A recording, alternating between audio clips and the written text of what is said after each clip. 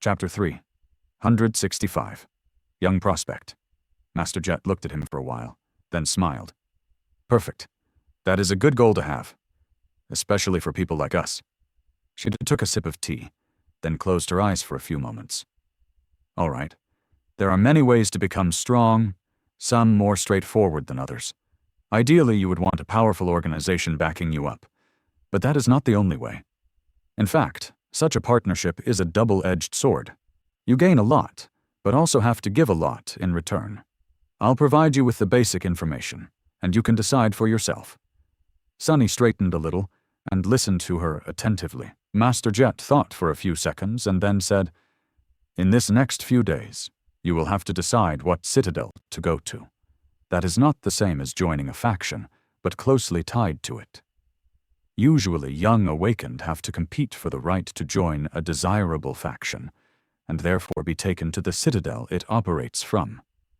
Your case is different, though. Everyone wants you, and I mean everyone, so you can pick any of the human citadels in the dream realm to call home." She paused, yawned, and then continued. "As you should already know, there are 3 great human citadels in the dream realm, as well as many smaller ones. The primary citadels belong to the great clans, while the smaller ones can be either ruled by a lesser clan or remain independent. Regardless, all of them are situated around the 3 main human enclaves and tied to them in one form or another.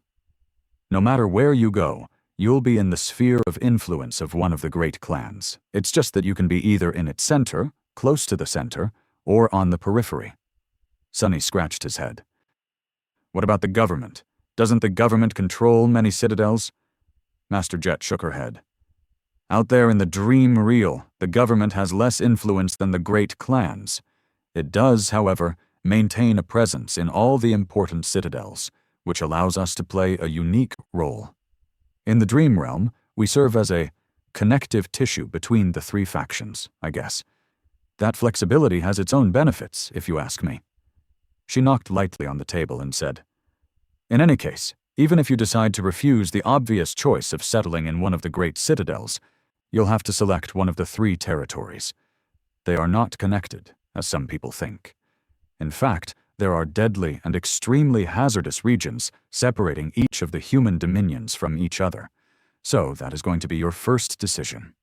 Which territory to choose." That made sense. If Sunny chose to go to Bastion, for example, he would have the opportunity to build a relationship with the great clan Valor, which ruled it, or any of the lesser clans in its sphere of influence.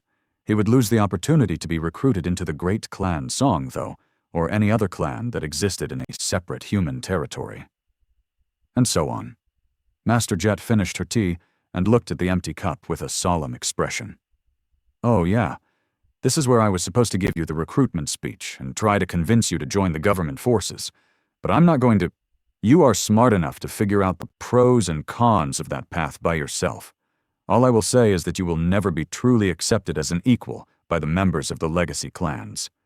SS designation or not, maybe they won't say it to your face, but you'll always be treated as someone a tiny bit lesser, at best." Sunny's expression darkened. Castor's face suddenly appeared in his mind, eyes full of disdain. What had the proud scion called him? A mongrel? Well, that mongrel got to your throat. Who's laughing now? Master Jet had a similar kind of expression on her face. Had she experienced her own share of hardships because of her lowly background? Most likely. As Sunny was pondering what Master Jet's path to becoming an Ascended must have looked like, she sighed, then smiled with irony. Not that entering a legacy clan is a bad deal. Actually, it's a dream come true for many, most even. With your renown, Sunless, any clan would be happy to give you patronage. Some might even adopt you.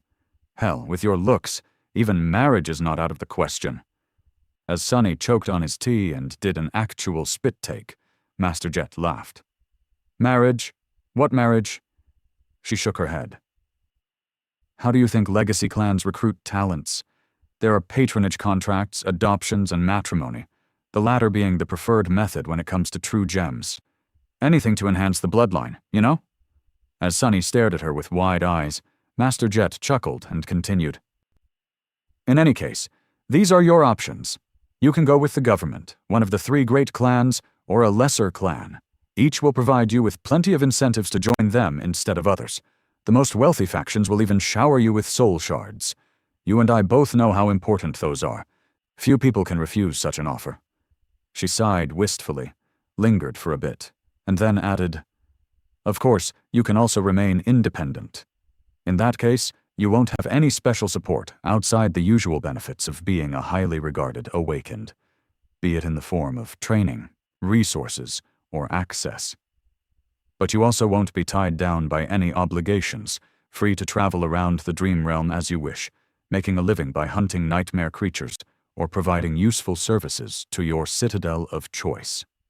There are plenty of independent awakened out there, although few who are truly successful. It's a tough way to live."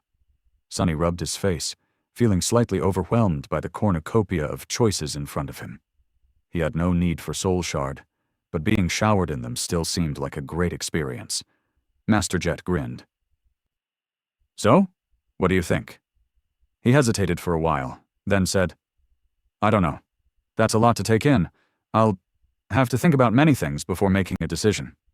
She nodded, as though that was an expected answer. "Good. Nothing good can come from rushing such a matter." With that, Master Jet took a small, secure plastic container out of her pocket and pushed it to Sunny. He took it and raised an eyebrow. "What's that?" She shrugged. "A pack of military-grade stimulants to keep you awake for a while. Don't use more than 1 patch at a time. Wait, why am I explaining this to you? You're from the outskirts, so your knowledge of stimulant use must be extensive. In any case, with that, you'll be able to stay lucid for about a week. Contact me when you're ready to make a decision, and I'll arrange the rest. Oh, also feel free to call me if you have any questions. Scratch that. Not any questions, just important ones." She stood up, stretched a little, and gave him a little smile. "Well, it's been nice seeing you, awakened Sunless. You did well staying alive out there. Warms my heart to know that another one of us did. I'll be off then. Time waits for no one, and all that." She turned around to walk away, but Sunny stopped her. Master Jet?" She glanced at him in confusion. "Yeah?" Sunny hesitated for a bit, then raised his newly issued, expensive, slick communicator. I don't have your contact?" Master Jet stared at him for a while, then grinned. "Want to get my number, huh?" Feeling his ears turning slightly red, Sunny coughed, but then took hold of himself and said with an easy smile, "Yes. How else am I going to call you when I've made a decision?" The beautiful woman shook her head, then took his communicator and entered her contact information into it. Returning the communicator to Sunny, she looked at him and said, "Can't wait to hear from you, awakened Sunless. See you later then." With that, Master Jet walked away, leaving Sunny alone at the table. Looking around, he sat in silence for a while. Finally, he said quietly, "I wonder, can I get another of everything I ate? That'd be great."